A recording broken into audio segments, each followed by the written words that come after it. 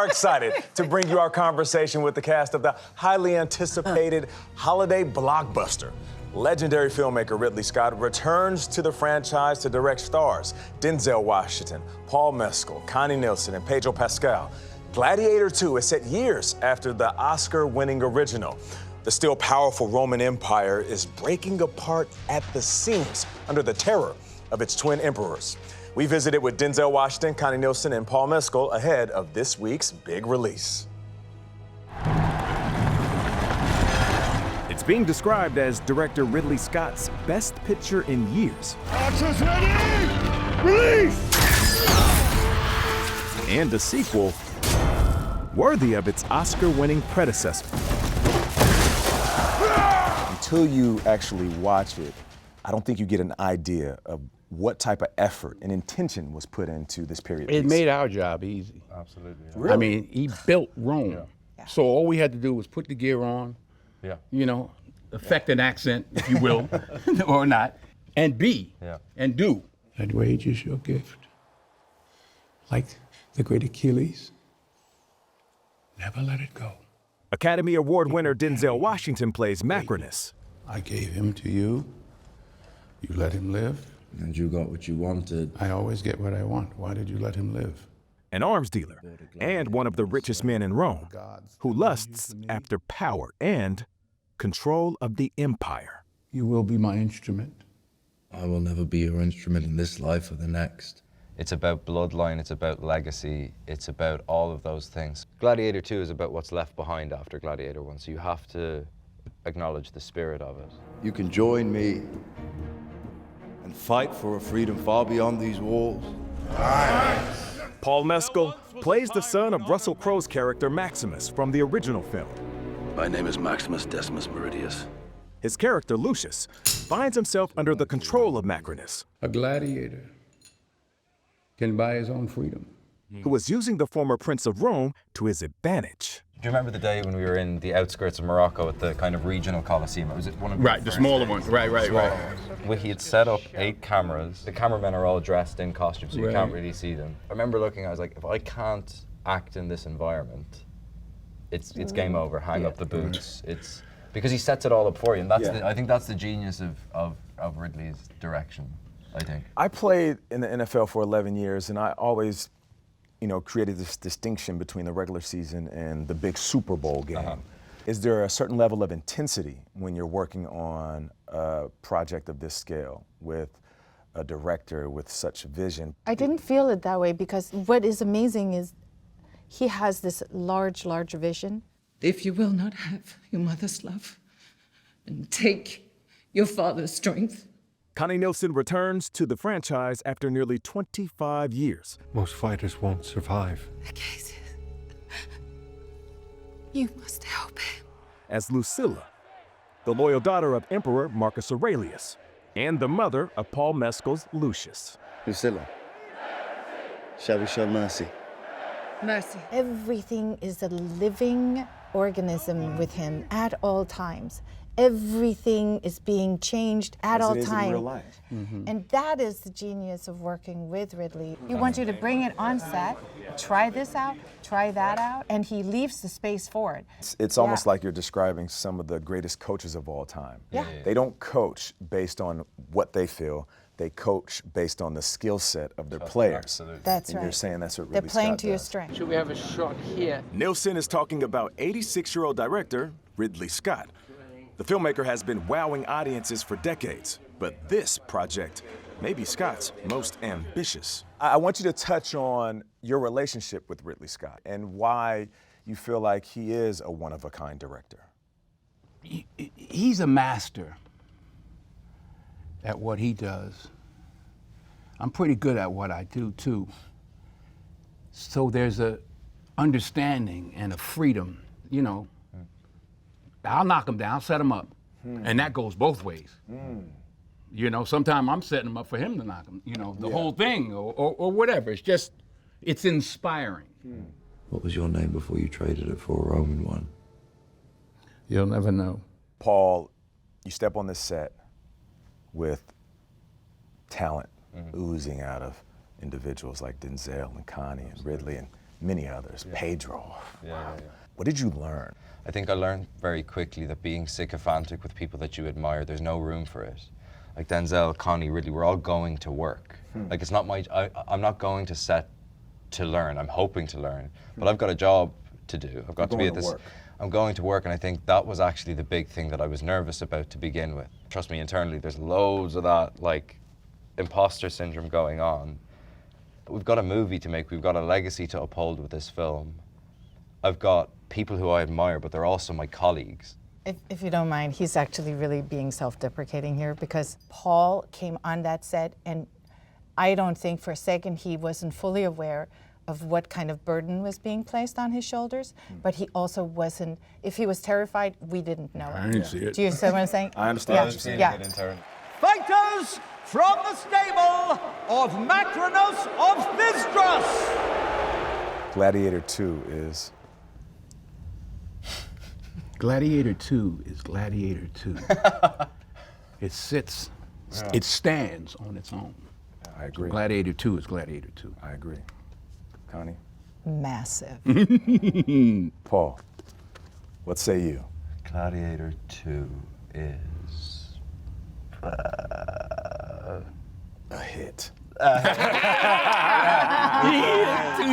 on that note, I think we're good to go. oh, touche. We're good to go.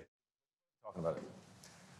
That. This film is amazing. Yes, we it were able is. to get a sneak peek. Yeah. And I just love the fact that they are so aware of the magnitude and responsibility of Gladiator II. And they came not only to play during that interview, really did, but yeah. they showed up on scene, as we all know. Yes, yes. I've been imitating moves all weekend. We played wiffle ball in the park, and then Teddy went off on his bike, and I just had the wiffle ball bat, and before you knew it, I was like... Nate, I love seeing the dynamic between the three of them. And I love Paul saying, look, I had a job to do. Yeah. Because you still know it's Denzel Washington. Yeah. You know, no matter how good you are, you still know that. But to all look at it, he's my colleague too, and I have a job to do. It's almost like I don't have time to be a love it. fan. Yes, yeah. I gotta show up and show out. Yes, and they do that. And they do that. You're right about that. The highly anticipated Gladiator II lands in theaters this Friday. Our very own Nate Burleson had a chance to visit the cast here in New York ahead of the big release. Nate, how did it go? Fantastic, Tony. Yeah? First, let me say thank you for having me on Plus. You're welcome back anytime. Thank you for being you, Nate. Oh, that's so sweet. That's so sweet. Well, listen, I had a great time. Denzel was awesome. He told me about what it took to be part of this movie on this large scale. And I interviewed not just Denzel, but also Connie Nielsen and Paul Mescal. In this clip, they explained the difference between acting on stage and acting on screen. Walk in the room. Denzel, you were physical in this thing. I don't want to give anything away. No spoilers here, but there's a fight scene where I can fight. I've been boxing for a long time. I've been fighting. Yeah. But you're also an athlete. I seen you in He Got Game. Yeah. Come on now. I know your resume. Hey, no, I'm gonna give you some love. Appreciate it. Come on, baby. I'm doing Othello on Broadway in the first of the year. That's going to be. Yeah. That's 3 hours. The stage is more demanding than... Absolutely. Absolutely. Why? Because it don't stop. Because nobody says cut. So why do you keep going back to it? Because that's where you learn how to act. You don't learn how to act in movies. Don't ever leave the stage. No. You don't learn how to act in movies. Acting in movies are a filmmaker's medium. When you can do the best, well, what you think is the best, and he can be pushing in on your foot while you're making your biggest speech. Yes. You've been there? Oh my God! The heartbreak! The heartbreak! Literally, you just took my heart and threw it The against 3 the months wall. you spend in preparation, and I'm there, and I know I delivered, and they're on the other guy. Oh, man. Yeah.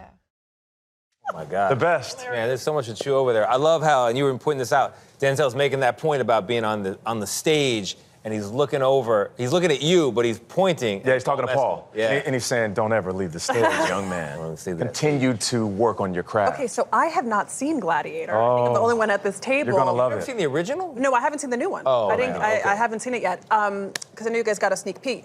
What can you tell us about Denzel's performance? Because I hear there is there's like Yes. So I was talking to Denzel, and I want to ask him about this role in comparison to other roles. Because, listen, we've seen Denzel do it all. Yeah. He's played sinister. He's played dark. And he got an Oscar for his role on Training Day, Alonzo on Training Day. And he said Macronus is different because of the plotting and the strategery that it took throughout the movie, because you fall in love with him. And then at one point you root for him, and then you realize, oh, he might be the worst of the worst. But it's up to you as a viewer to decide on who this character is and what he means for Rome. You don't know who the hero is and who the villain is really until the final frames of the film. Yes. And that's what makes it really terrific Yes. throughout. I can't talk about the Colosseum. Thumbs up or down on the Colosseum recreation? Amazing. Yeah. It's the most realistic depiction of the Colosseum. I've been there a couple of times as a visitor. Boom. Elizabeth Palmer sat down with actors Pedro Pascal, Joseph Quinn, and Fred Hechinger in London. It's almost 25 years since Gladiator took the world by storm and became legend. Are you not entertained? Are you not entertained? I saw it in the movie theater when it came out. I saw it twice. So how intimidating was the idea of starring in the sequel? I claim this city for the glory of Rome. Pedro Pascal plays the Roman general Acacius. I think that it would compel most of us to want to be a part of the second one because of the first one's excellence.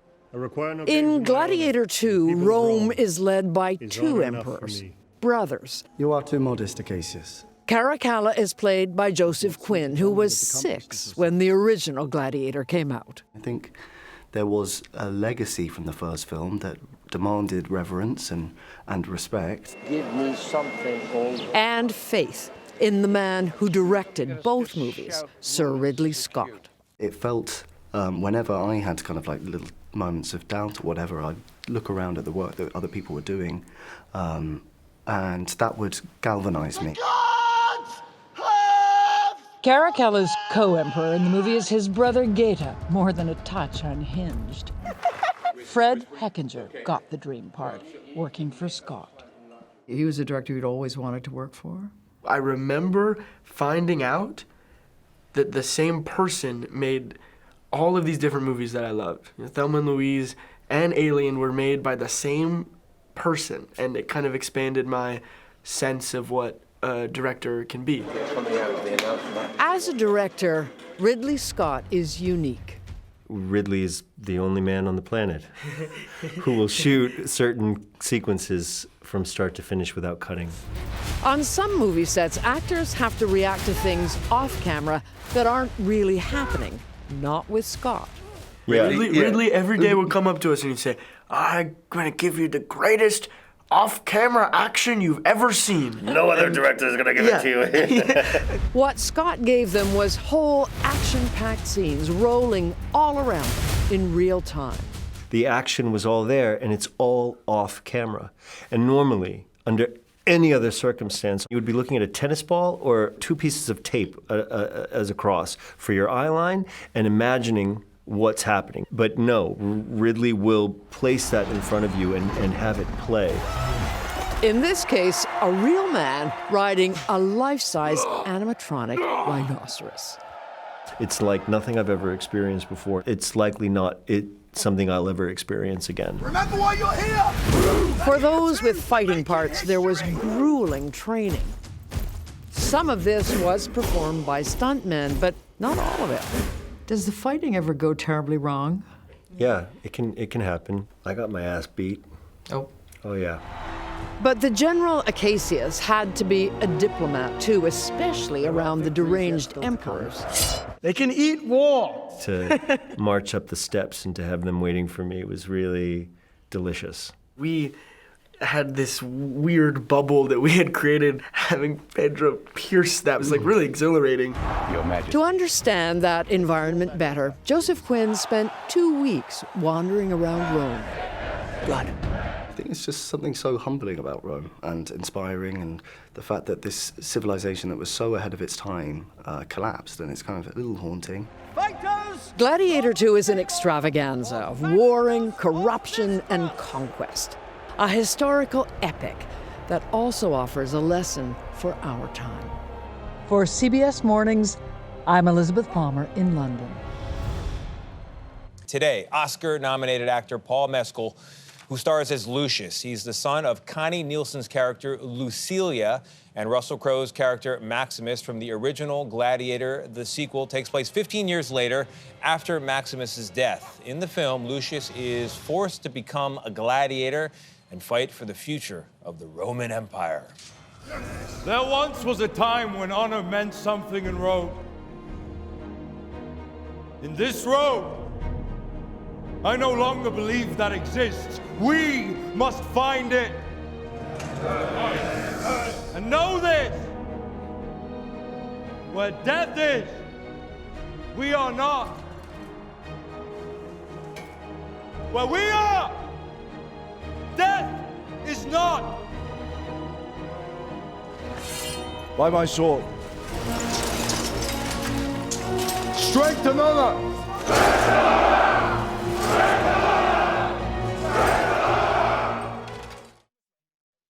And the man with the sword, Paul Mescal, joins us now. Paul, thank you very much for being here. Thanks for having me. Glad you're here. You're a little smaller these days. What's it like looking back at the biceps in that role? Oh, I was like, look at myself with some degree of jealousy. Yeah. So, as I understand it, you landed the role over a Zoom conversation with director Ridley Scott. Was he trying to convince you to be part of it, or are you trying to convince him? No, I don't think Ridley Scott, and you don't need any convincing to jump into a Ridley Scott thing, but it was just very, very quick. It was a 30-minute. He gave me an outline of the script for 10 minutes. And he was like, just one more thing, can you make a muscle One for more. me? Yeah. He was keen. He's like, are you happy to put on weight and all of that? And I was like, whatever you want me to do. Put me in, coach. But Put me in, Paul, coach. Paul, all they can see you is from the waist up. And I had fake biceps on. Yeah, you do to sell yourself. Yeah. But one of my favorite scenes is Denzel, because you're nose to nose with Denzel, and he says he's right with you. Rage is your gift. I'm paraphrasing. You know, use it to your advantage or something. Yeah. What are you thinking in that moment? Because listen, he's a colleague, but he's also Denzel Washington. So how are you balancing in that? You've kind of hit the nail on the head. It's like both things are existing, especially with that scene, because that was very early on in our shooting process. So I was like nose to nose with the great Denzel, and he was. You'll never know. I don't know. It's one of my favorite things about acting in general, and it's kind of magnified when you're opposite Denzel. It's like these performances that people deeply admire. I'm getting like a front row seat, like you're seeing it like the whites of his eyes, and but you also have to go about it like you're going to work. So but Paul, you're no chopped liver to either. I mean, you come on set, you are an actor. This is not your first acting gig, but I still wonder in those moments how it all plays out for you, and when you're on the set, the things that you get to do. Oh, I mean, this is very different, I think, than to anything that I've got to do in terms of throwing myself around the Coliseum. Is definitely a far cry from, say, After Sun or All of Us Strangers. But yeah, I think as an actor, you're always looking for something that's going to push you out of your comfort zone ever so slightly. You know, we're all former athletes here, and we've talked about this before. You know, when you're on a team, even if you're with superstars, you try not to be a fan. But you look at them and you learn a little bit. She mentioned Denzel, Connie Nielsen, Pedro Pascal. That's just to name a few. So many talented actors in this film. What did you walk away learning? Like, did you pick up something along the way? I mean, like, not to keep going on about Denzel, but it is Denzel. It's like just the kind of balance he found between intensity, but then the practicalities of like being on a film set. He just knows how to modulate what's required innately. And I think I had an acting teacher in school who said, like, doesn't matter how talented you are, it's experience trumps all. Really? And like when you have, and I think it's probably the same with athletes as well. It's like, how many times have they seen a certain play? How many sets has Denzel been on? How many repetitions have you had? It's just that. So there was something kind of calming about the fact that if you just stick in the game for long enough, that's when you kind of I think, find an avenue to best kind of execute the talent that you And have. how are you navigating all of this, Paul? Because your career is taking off like a rocket. You're at a different level. I love the Sunday morning piece because you almost seem caught off guard by all the people that were women, who were sitting out there waiting for you. What is it like? Talking about the women here on the set? What is it like to be in the middle of this when so many people are cheering you on and rooting for you? I mean, Dublin was really special. Like, it was so... Because that's your people are there. Yeah, but also you're kind of just, you're on this kind of global tour, which I've never done before. So we just stopped in Sydney and we were in Tokyo. And you're kind of in a headspace where it's like, onto the plane to the next city. And Dublin really forced me into a kind of, or reminded me to be present, and to be welcomed home like that was really Paul, special. But Paul, the other thing about family is they keep you grounded. They do, yes. You have younger siblings. Yeah. You were known as the internet's boyfriend. Yeah. How do they feel about that moniker? Oh, they think it's ridiculous. Like, it would be odd if they were like, exactly. Exactly right. Yes, it would. Yeah, exactly. No, like they were there at the Dublin premiere and the London premiere, and it was like the perfect junction where it was just great. Real quick, what do you want people to take away from this film? What do I want people to take away?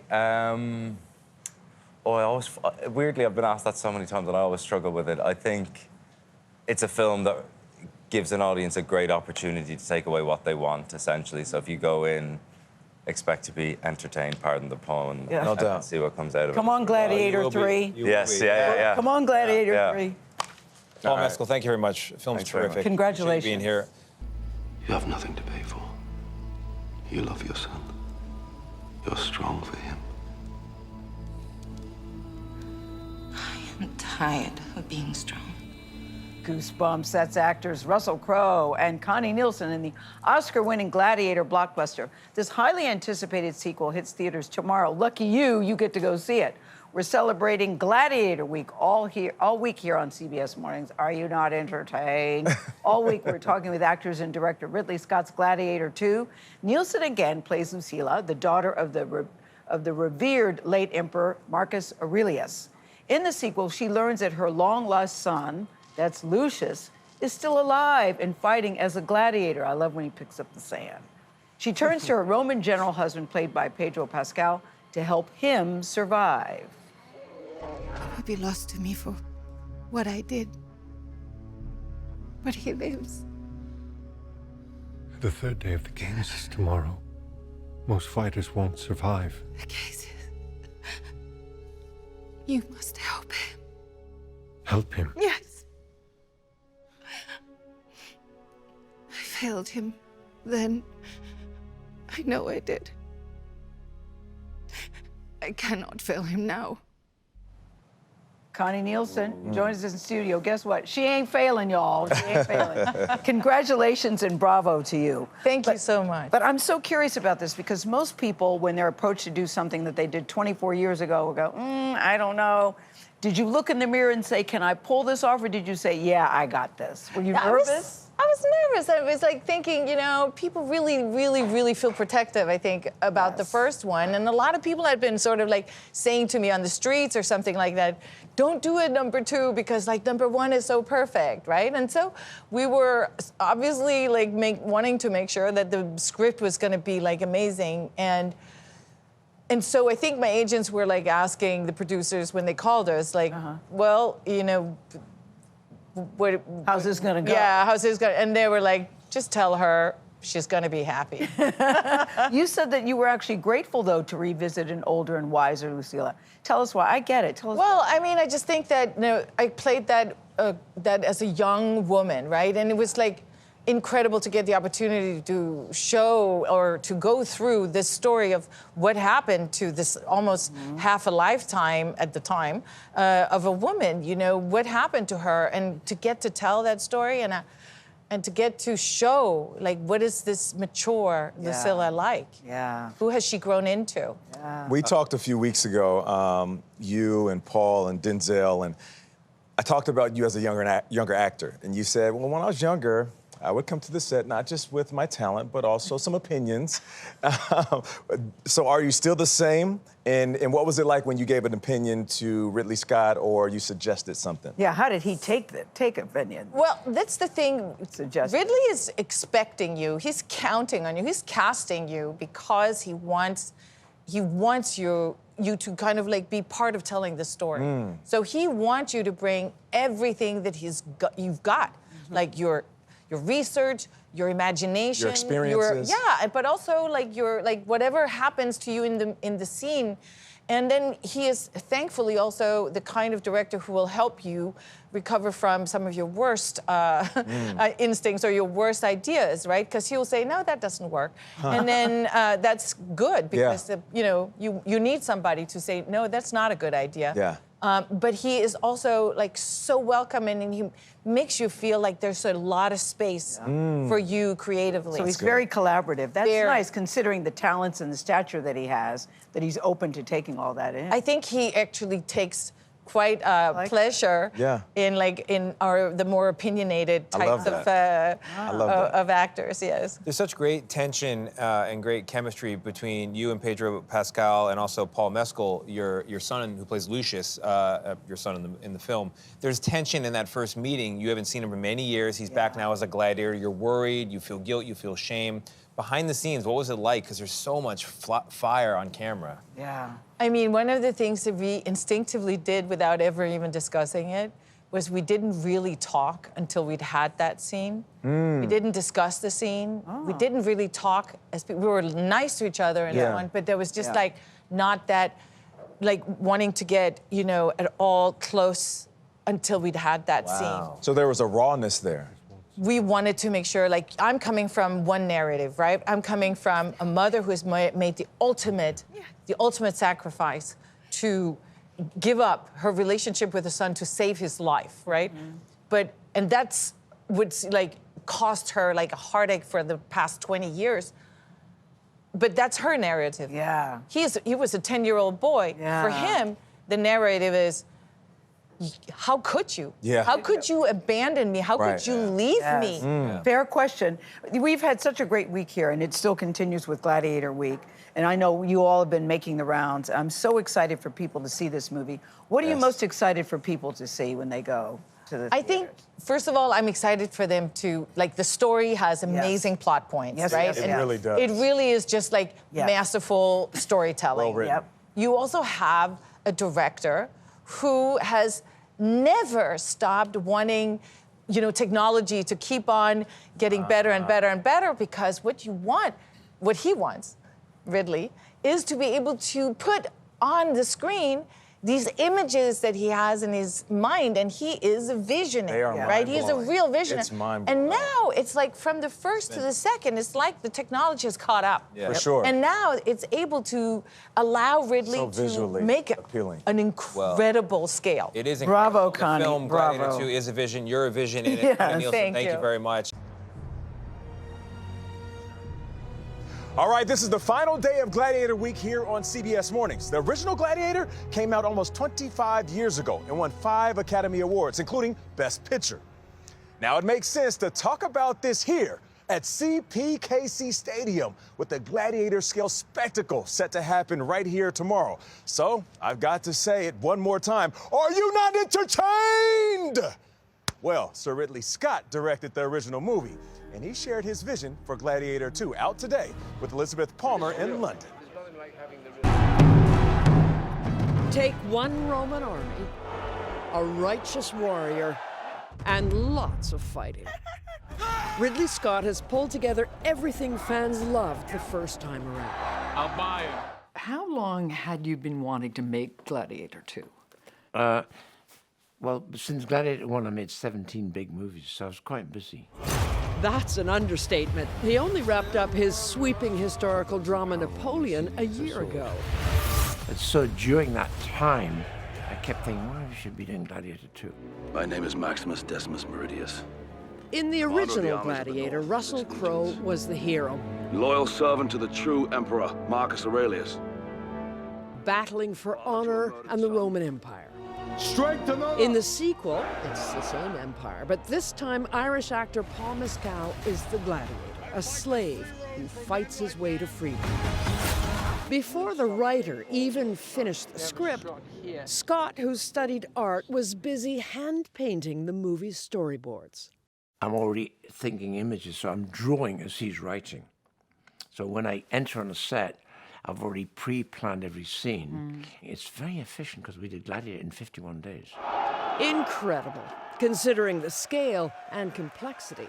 Take the opening attack scene. I'm going to make 3 full-scale real ships, and they're on huge industrial building movers. I mean, each trolley is about 100 feet long. Wow. Wouldn't need a wire, I can take that. Let's do it. Scott may be old school in some ways, but he is thrilled by all the computer-generated bells and whistles. When do you add the water? Afterwards. That's it. And do you love that part? That I sort love of, it. Yeah. Are you kidding? Much of this movie is gladiators doing what they do best. Fight in Rome 2,000 years ago, which was, frankly, a man's world. But Gladiator II, says Scott, invites us to reflect on the constants of human nature, cruelty and violence. It reminds you that Rome would have Christians walked into the arena and eaten alive, men, women, and children, for fun. What on earth was in the minds of Romans at that particular point?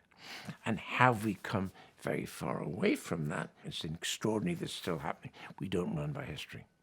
That's the main one. That's the main one. Yeah. Sir Ridley Scott, now 86 and a Hollywood legend, says it was daunting to tackle the sequel to his own masterpiece. In a funny kind of way, I feel like I'm in a sport. It is competitive. You're fighting yourself and your own fear and your own insecurity. What's your favorite part of the movie? Oh my God. I think relieved it is so embraced. So I'm the favorite part of the whole movie. It's pretty good. For CBS Mornings, I'm Elizabeth Palmer in London. Automatic. Gladiator II is out today exclusively in theaters. It's released by Paramount Pictures, part of our parent company, Paramount Global. And Nate, can we say we've all seen it and we give it 3 thumbs up? 3 thumbs up, all of the thumbs up. It is so good. So good. We were entertained.